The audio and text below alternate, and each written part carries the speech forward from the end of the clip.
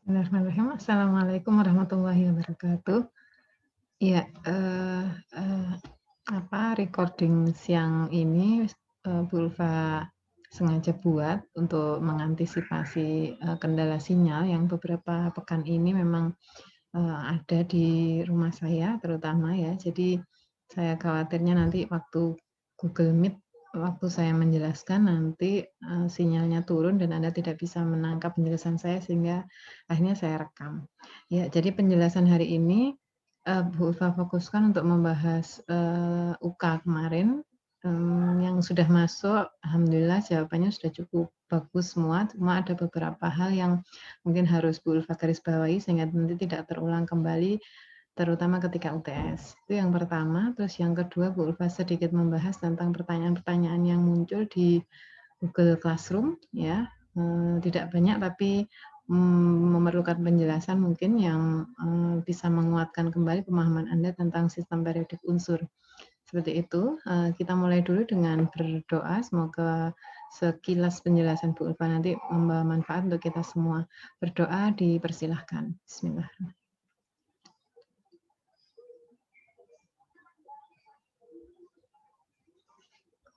Berdoa selesai, langsung saya share screen ya.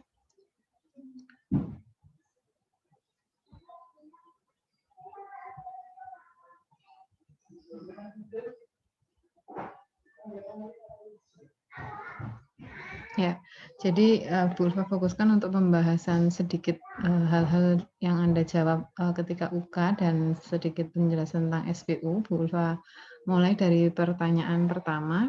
Rata-rata pertanyaan pertama sudah terjawab dengan cukup baik ya, tentang apa itu isotop, apa itu isobar, apa itu isoton, dan dikatakan cukup baik karena masing-masing sudah bisa mendefinisikan ya, pertama bisa mendefinisikan, kemudian dari masing-masing unsur yang ditanyakan sudah bisa memetakan berapa protonnya, berapa neutronnya, berapa elektronnya, sehingga nanti ada kesimpulan ya, bahwa bagian ini kelompok yang isotop, bagian ini kelompok yang isobar, dan bagian ini kelompok yang isoton.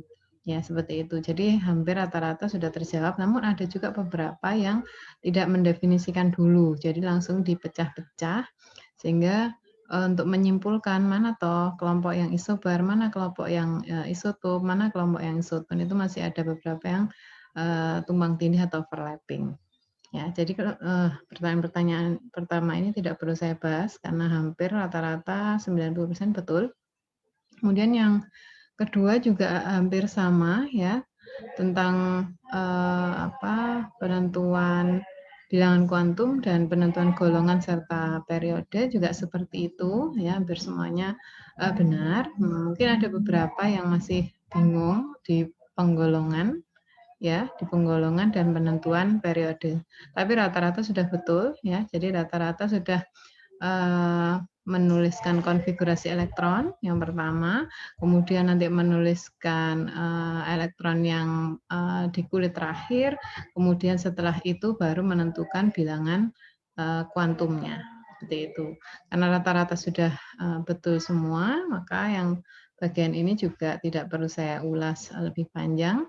Nah, yang pertanyaan selanjutnya di nomor 4, ini pertanyaannya termasuk pertanyaan sepele atau simple ya, tidak terlalu rumit, hanya menggambarkan saja ya salah satu atom ya di tabel ya. Saya katakan di situ pilihlah salah satu unsur di tabel ya. Salah satu unsur di tabel apakah misalkan ini atom 2 yang dipilih, oke, berarti atom 2 ya, atom 2 misalkan A. Kemudian penggambaran menurut Dalton, definisinya rata-rata sudah betul, bahwa Pak Dalton menyatakan atom itu biliar ya, biliar ball atau bola biliar, di mana bola biliar itu padat dan pejal. Cuma penggambarannya kalau Anda menggambarkan seperti ini kurang tepat.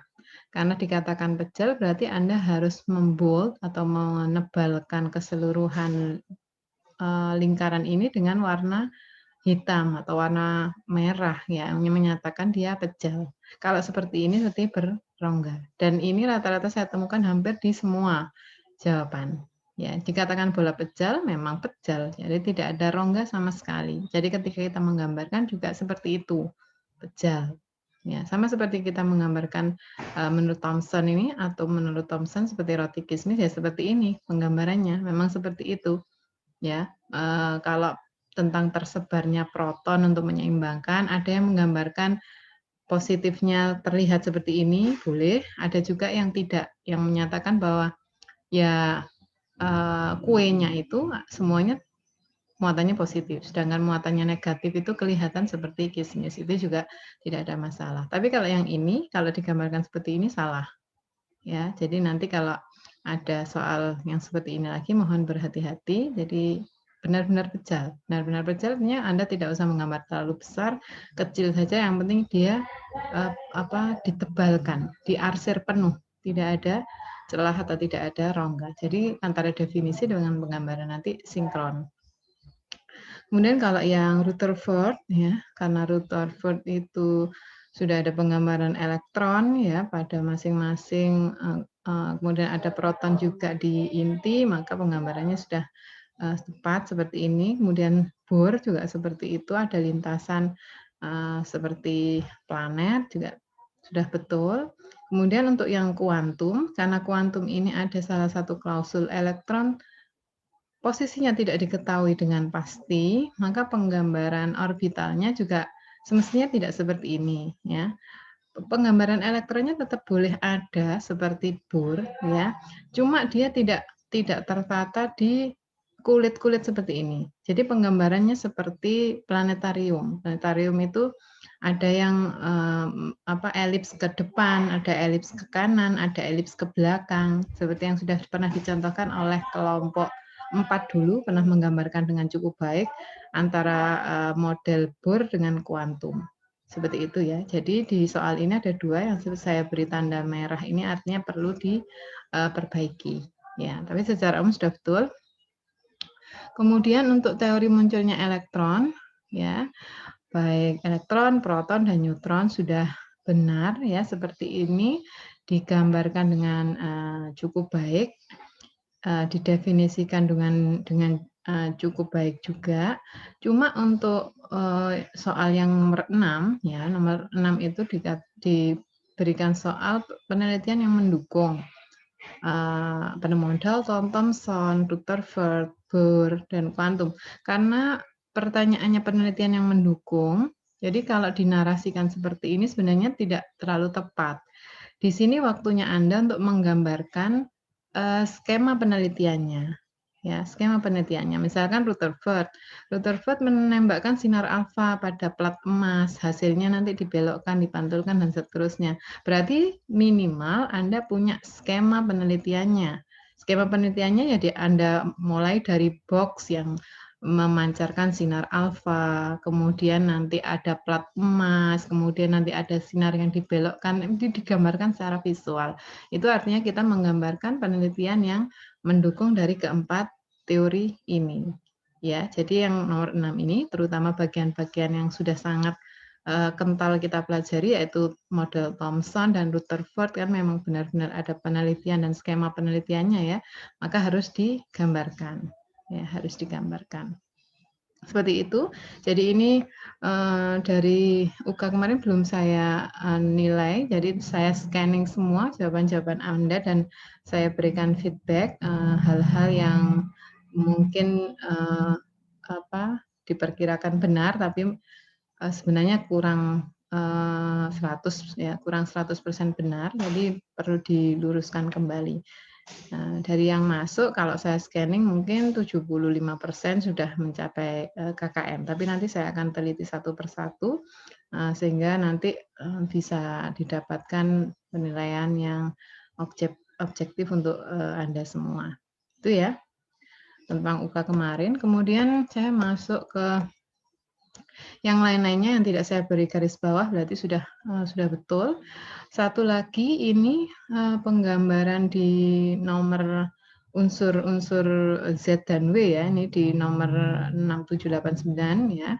Penggambaran-penggambaran yang apa yang diminta hendaknya mengacu pada teori yang sudah kita pelajari. Misalkan ini, unsur Z, ya, unsur Z konfigurasinya sudah digambarkan dengan sangat tepat, ya. Ada 4s2, 3d7, kemudian ada 27 elektron, kemudian ada 27 proton, kemudian golongannya juga sudah ditentukan, ya.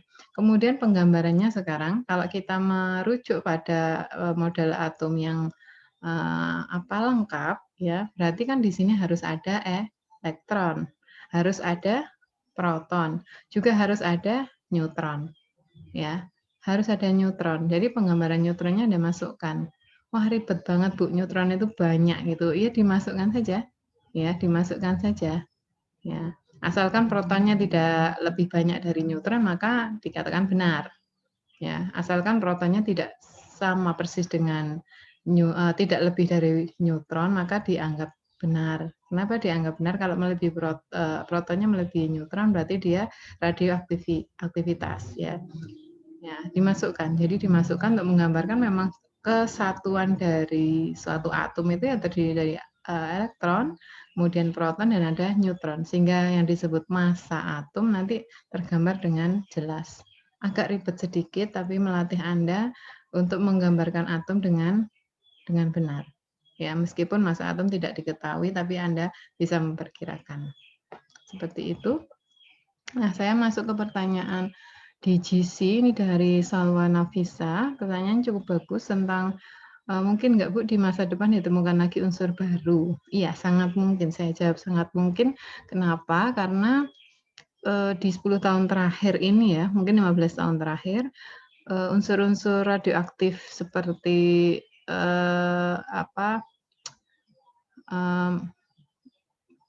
magnesium yang di setelah polonium itu yang unsur 118 seperti tenesium misalkan ya. Jadi unsur-unsur baru setelah polonium itu muncul dari hasil samping reaksi radioaktivitas. Jadi reaksi radioaktivitas penembakan unsur radioaktif dengan sinar alfa misalkan, kemudian terjadi peluruhan. Setelah terjadi peluruhan, unsur-unsur itu menghasilkan banyak sekali unsur-unsur baru yang bisa diambil atau yang bisa diekstrak atau yang bisa dipanen, maka itu menjadi unsur baru. Tapi unsur-unsur yang tidak bisa dipanen artinya karena saking cepatnya waktu paruhnya sehingga hanya ukuran femtosecond dia bisa dideteksi. Setelah itu dia hilang, seolah-olah hilang tapi sebenarnya ada. Gitu.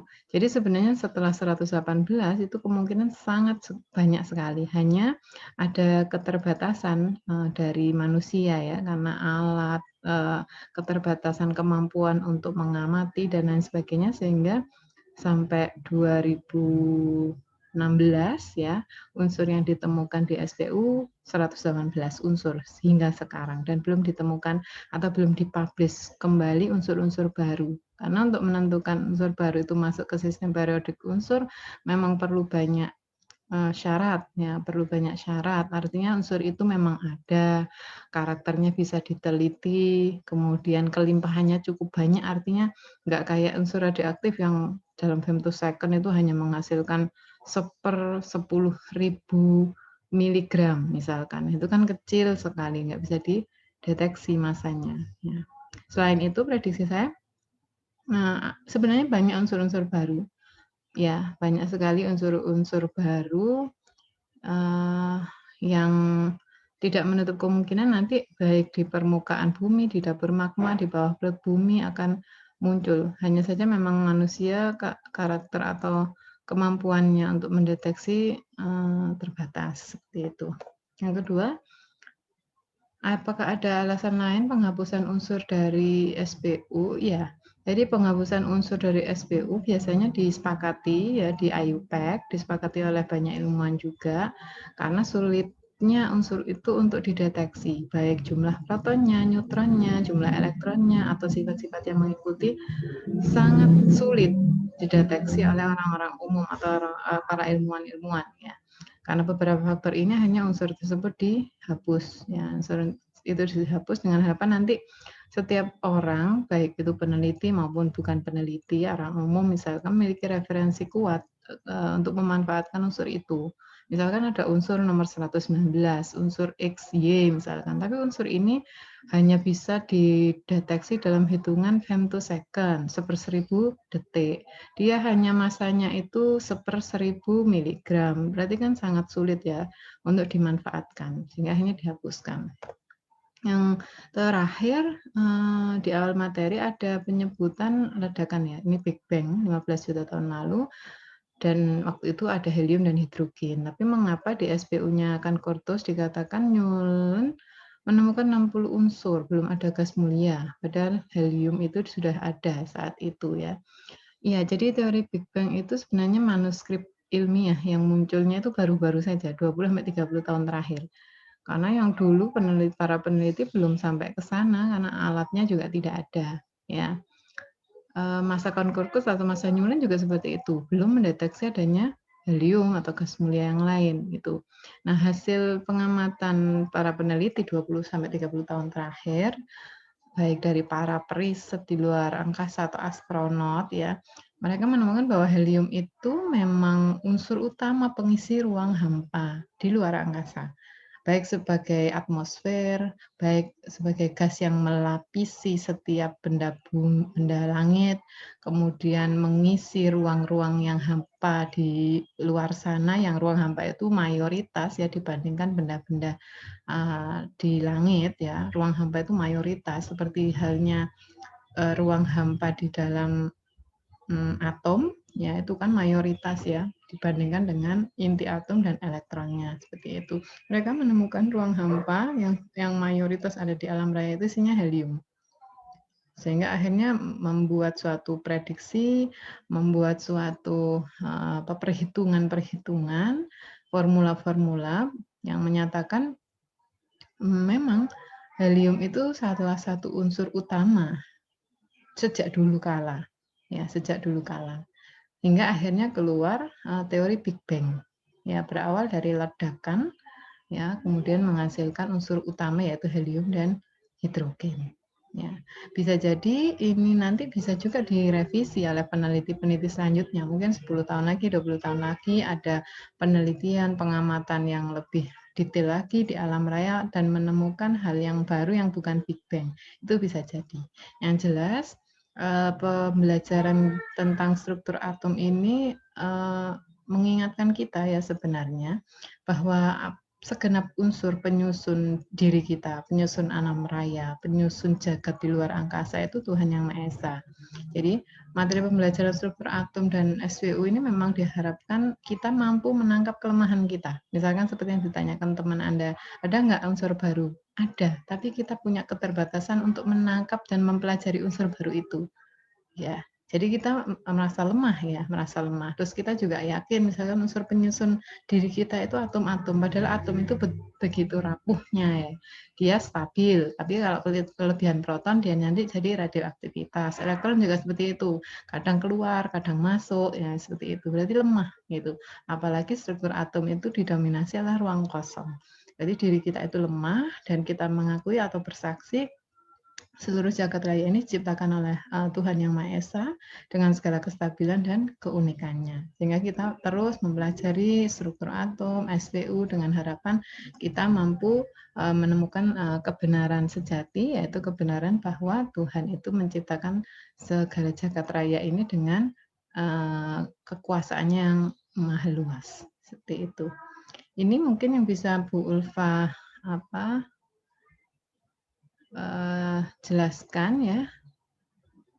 Mungkin nanti akan ada diskusi, silahkan nanti kita bisa perpanjang di Meet sambil saya menjelaskan materi terakhir setelah share YouTube materi ke-7 tentang lanjutan sistem periodik unsur. Ya, mohon maaf jika ada kekurangan. Bu Ulfa akhiri dulu. Kita bertemu di GC dan Google Meet nanti untuk sesi diskusi lebih lanjut. Mohon maaf jika ada kekhilafan. Assalamualaikum warahmatullahi wabarakatuh.